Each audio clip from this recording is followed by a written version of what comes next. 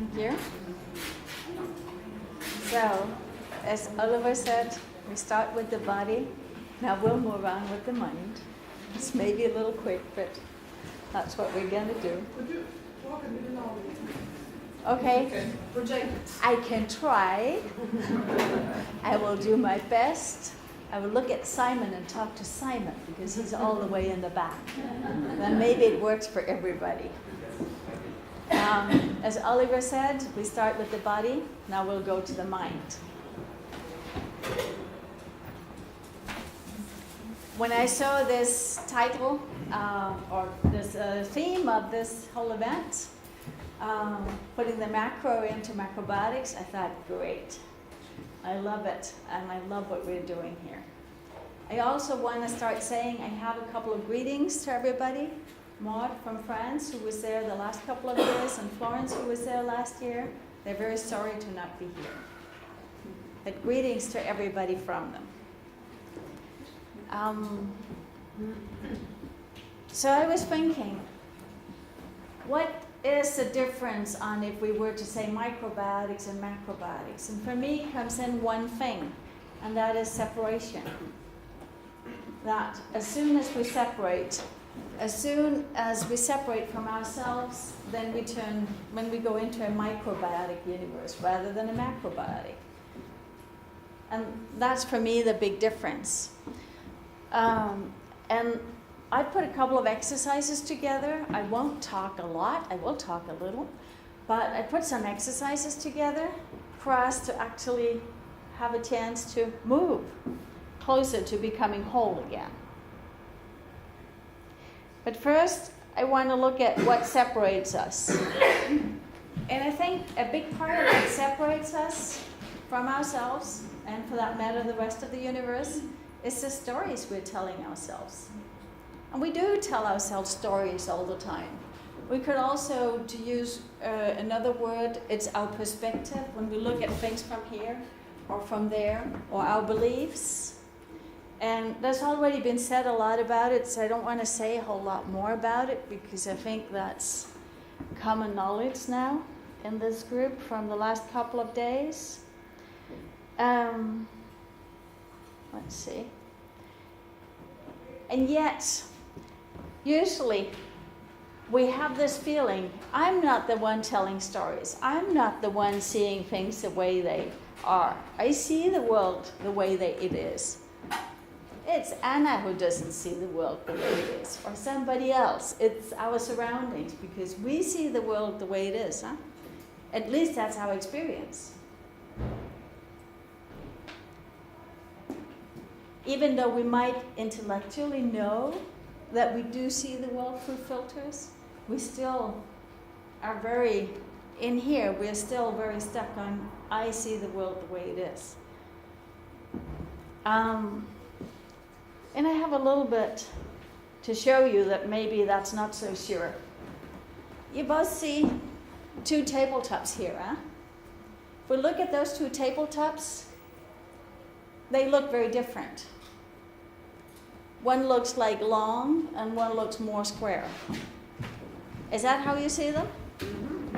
If I were to tell you that they are same size, that doesn't look right, huh? Shall we try to see? Because I've been playing with them. We made this one. Now we just keep turning it. That's not what we saw, huh? And why didn't we see it? I'm going to use this one to point. That's not to be disrespectful. What happened is here we had these ones were giving us a different perspective. So they were the ones creating our story. We use things to create stories. Let's see, we have another one here. When we look at this one, what do you see? I would guess that you see something that's like spiralic, in one way or another. Is there somebody who doesn't see some spiral there? If I am to tell you there is no spiral here, let's see what happens. If there was a spiral, this one would not go round, huh? We can do more. You see? It's not a spiral, it's just a bunch of circles. Again, these zigzag lines, they gave us the perspective, they gave us our story that this is a spiral.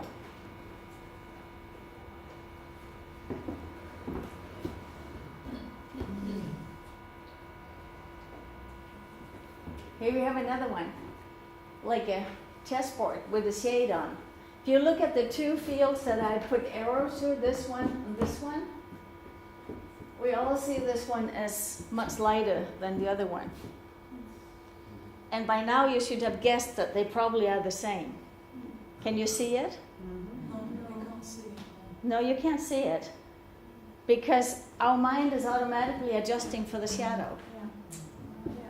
So the shadow is giving us our story here. So let's just look here. If I do this, now you can see it, huh? Should we go back again?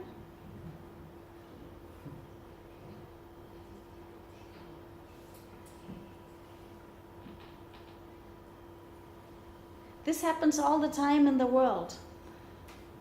We buy into each other's stories. We buy into stories we've heard. In microbiotic, we have one big thing. We're saying non-creative. Non-creative is really about not buying into these stories. Not buying into each other's stories. And we have a lot of them, also within microbiotics, and also outside in the world. And it's always easier to see the other people's stories. To see our own is not necessarily so easy. Somebody will be old enough to recognize her. And she's upside down, yeah. But try to look at her. Besides that she's upside down, there's something else that's changed a little, isn't there? So if you just look at her, try to imagine what she's going to look like when I turn her around. Just really try to get the picture of what are you going to see when I'm turning her in a moment now.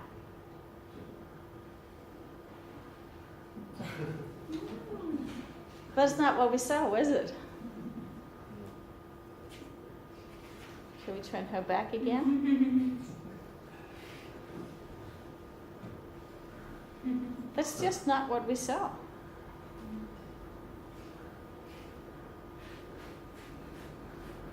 That's amazing, huh? I mean, what they've done technically is they cut out a line here and a line here and turned that one upside down. And our mind is so willing to see. Our mind is so willing to make that story. So we are always very willing to make stories that fits into our belief system.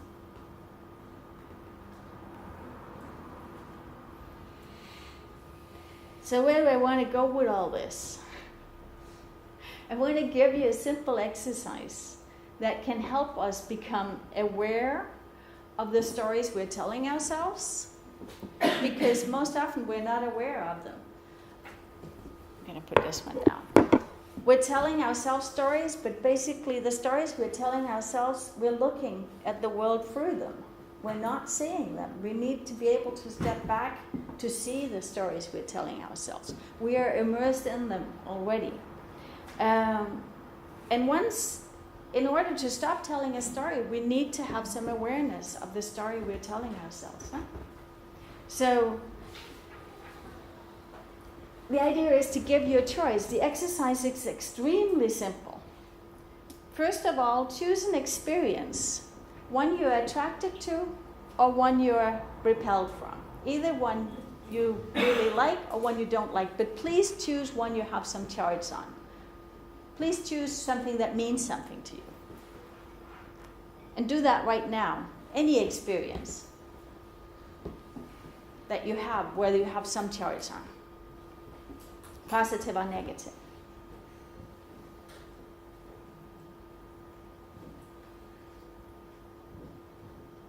And then really immerse yourself into this experience. Allow yourself to react. Allow your both body and mind to react. Go into it. Breathe into it. Be your story. Allow yourself to really react. Enjoy it. Go for it.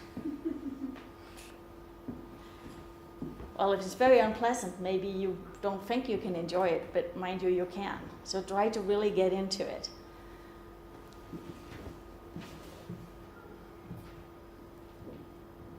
Do whatever it takes to really get into it.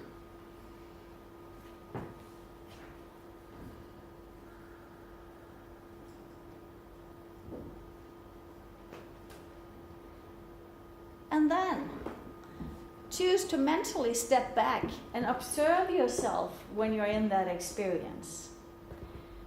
Without judging yourself, without saying it was good or bad, right or wrong, just describe it for yourself just as it is, without any story attached to it, or describe that story you have attached to it. It's not good, it's not bad, it's just there. So take that step backwards mentally to be in that neutral space and look at it from there. The same story, the same experience.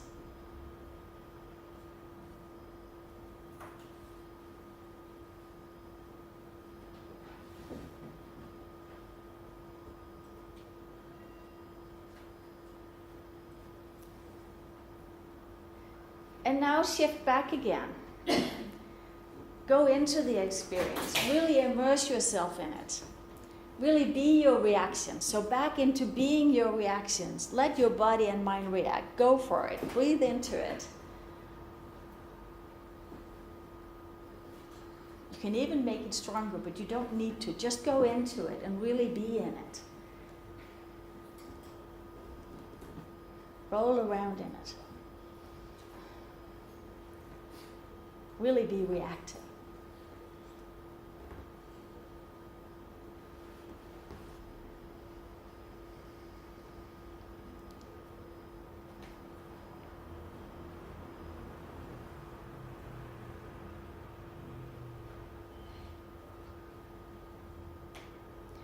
And now shift again.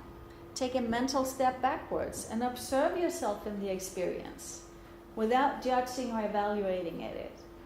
It is as it is. Describe it for yourself from a neutral place. It's not good, it's not bad, it just is.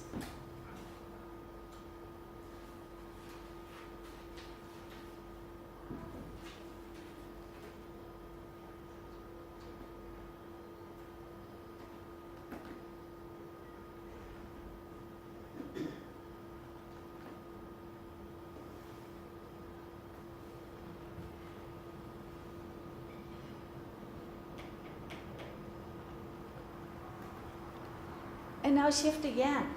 Go back. Get into it. Really go into it. Immerse yourself into your experience. Be your reactions. Let your body and mind react. Breathe into it. Go for it.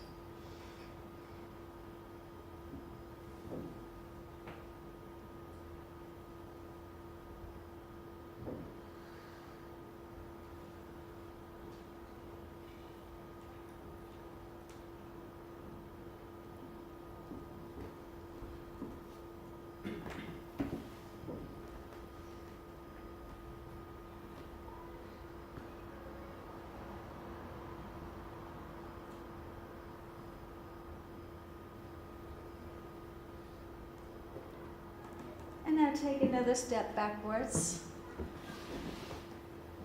Mentally step back from it. Observe yourself when you're in the experience. How is your reactions? What are you reacting to? Which part of you is reacting? No judgment. Just describe it just as it is. Without making it good or bad. Without making it right or wrong. Just look at it. Where's your reactions coming from?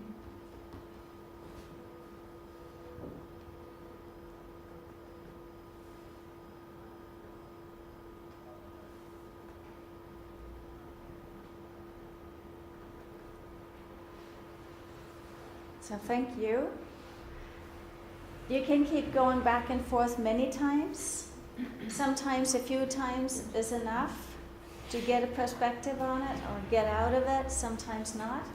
What was the difference? Anybody felt a difference between when you were in it and when you were stepping back, or at least attempting to step back? How did you feel that difference?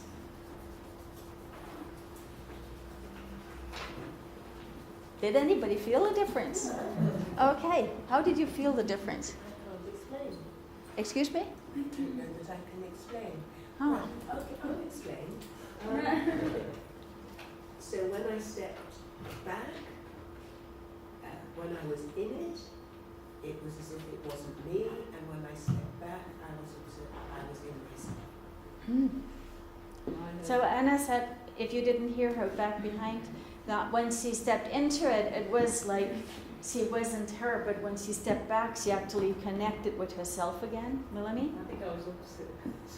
Melanie was opposite. That's perfectly I had okay. huge charge, like so much joy, so much. When I stepped back, I had less charge. I was observing, so less charge. Yeah. So Melanie felt she had a lot of charge on it and a lot of joy when she was in it, and a lot more calm, less charge when she was out of it. Rosalie? Rosie, sorry. It's me? Yeah. I felt when I was out of it, I had like a perception of a big world. This one was a little point in the big world. I had some other perspective, and I could also like realize that there are other things around, other things to perceive. And when I was with the thing, completely like married into it, I had blindness for the rest, you know. So it's lost in there, lost in the object, or for me it was not. Yeah. So you see, we can experience this in many ways. Let's take a couple more, Sonia.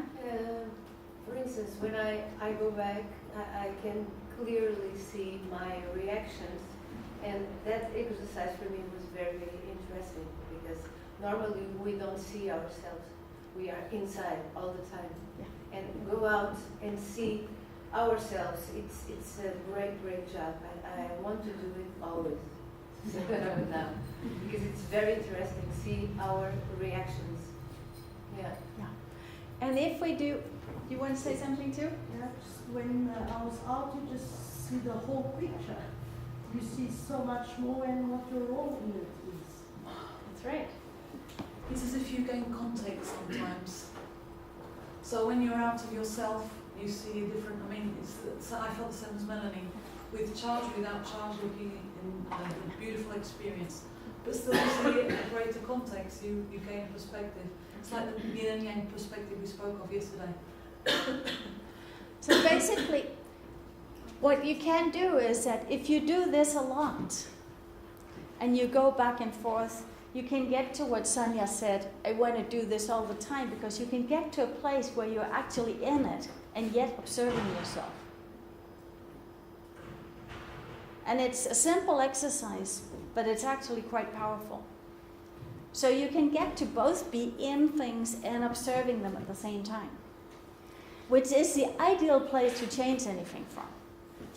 Yeah, I would just say that I picked a story that was very negative for me, that I suffered through many years. And I can say that when I was out of the story, I couldn't see the motivation of my mind going into that story. Mm-hmm. And when I was out, my mind was not really attached. So it was not really, because I couldn't see that when I was in the story, even if it was a really negative experience, I was very attached, almost like feeling some kind of joy, like you see, like. And when I was out, this joy wasn't there, and it was very objective.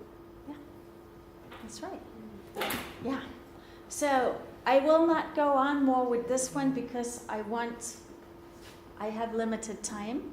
We can discuss it a lot more in the time when we discuss. I just wanted to give the impression that there is some similarities, but there's also some differences in how this is experienced, and that's all good. If we go back to what separates us, then there is a certain kind of stories that separates us even more than anything else. And that is stories about ourselves, stories about who we are, and what we identify with. And these actually comes in pairs of opposites. It usually happens when we're very small, and all as we grow older. It can be like, okay, I want to be seen, I don't want to be seen. I am very responsible. I'm irresponsible. Usually, and there is many, many more. I'm just putting out some opposites here. Because usually what happens is that the way we create the stories about ourselves is that I am this and I'm not that. And whatever I'm not, I really don't like it. That's when we create identity by assuming some part, this is who I want to be, and I don't want it. And in reality, we are everything, all of us. And let's just move this one a little bit away, so that we actually create our personality this way. And so our whole personality is, in a sense, a story. It's a story we're telling ourselves and the world. And we're usually very attached to it.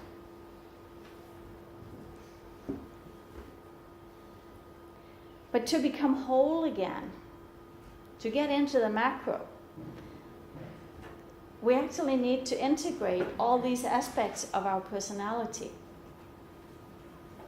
Elisabeth Haik has said it very beautiful.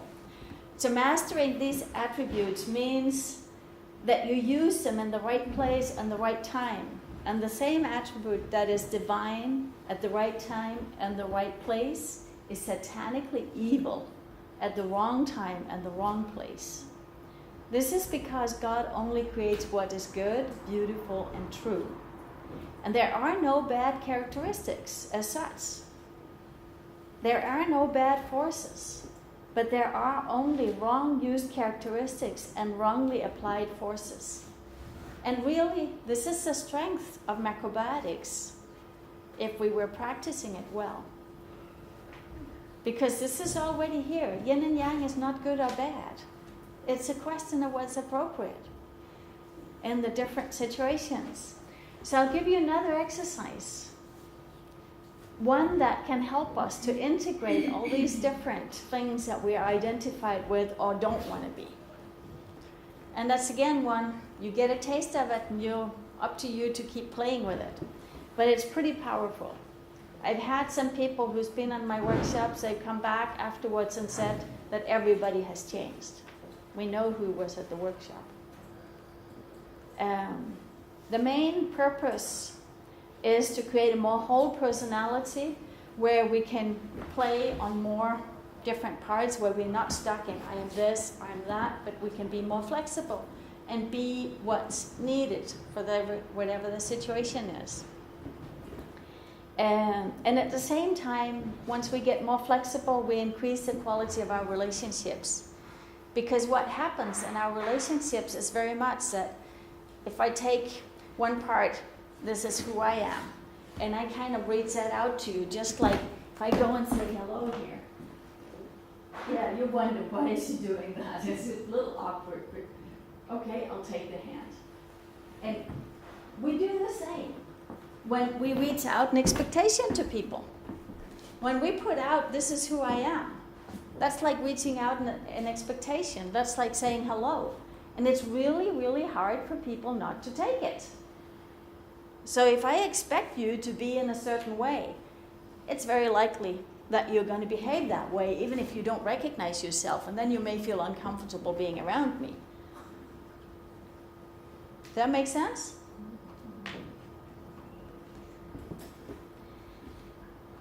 So, you're willing to play with it? Yeah. Good. So now think about a person you have a charge upon. And if there is any such person in this room, you can't choose that person. You're not going to share it afterwards anyway. It's for you to do it. A charge, positive or negative? It can be a positive. It can be a positive or negative charge. It can be a person you think is fantastic and you have them up on a pedestal and they're really great. Or it can be a person where you say, I don't like them because of this or that, whatever. Just think about a person that you have some charge upon. Is there a question down there? No. About the charge. We didn't know what it charge means. means. You have a charge. Everybody was. What is a better English word? Energy. Tension. Energy. Like you feel energy. You should. That you have an issue with? A deep relation. Well, anyway, a person. Okay. It charges you up, and it's like an energy. Yes. With people, you have a story. Yeah, that's good. We can use that. A person you have a story about. Perfect. Somebody was quick here. Got 10 minutes. That's good. Yeah, that's perfect.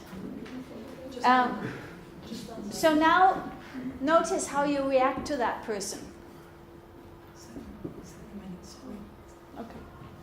Yeah. So notice how you react to that person. And then, like we did before, immerse yourself in your reaction to that person. Keep reacting until you can feel what is it you're reacting at. What is it about that person that makes you react? Or that you're reacting to.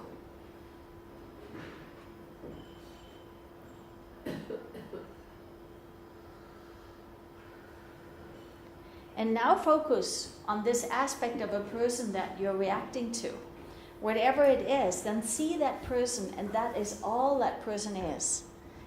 Forget about all the other sides of that person. Just see that side and really label them, put it on them, stick it onto them. This is all that person is. Stick it on there.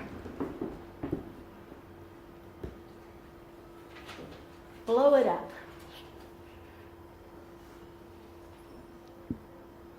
And now shift and feel. What does it feel to be such a person?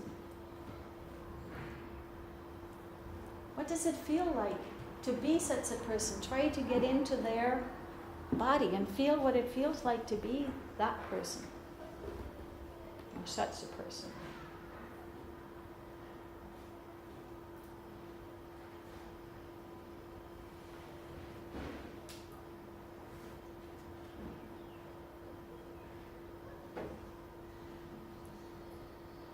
And we take another step. Now recognize that this is also how you are, sometimes, at least. Really choose to be that way for a moment. Go into that and feel, yes, this is also me. I am also that way. Sometimes that's a little difficult. You may have some sort of resistance to it. Just ease into it, breathe into it, and really find it in yourself. Choose to be that way.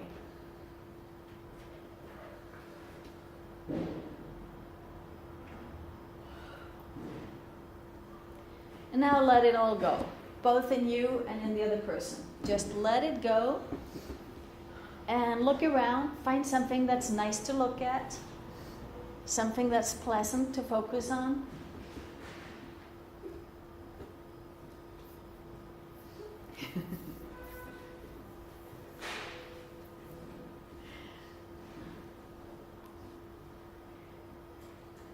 And now when you've gotten your mind totally off of it, now think about that same person again.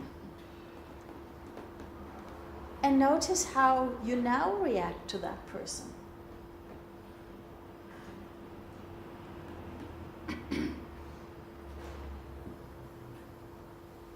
And again, really immerse yourself in that reaction you have to the person now. And become aware of what is the attribute you're reacting to now.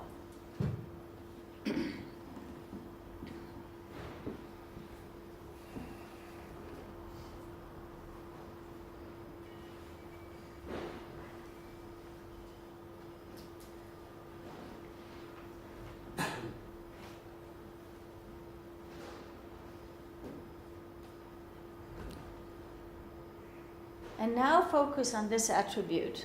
See that person. Really put it on that person. blow it up. See that person as this is all there is to that person, is that one attribute. Blow it up so that you see them as like a caricature, where they really become that way and only that way. We know that's not totally true, but just for the sake of clarifying.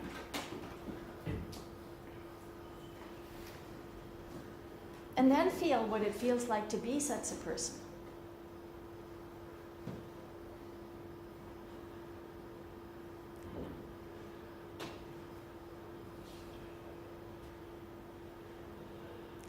And now recognize this attribute in yourself.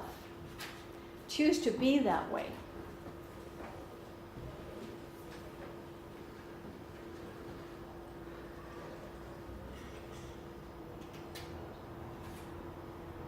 And let go of it, both in you and the other person. Look around, find something nice to look at.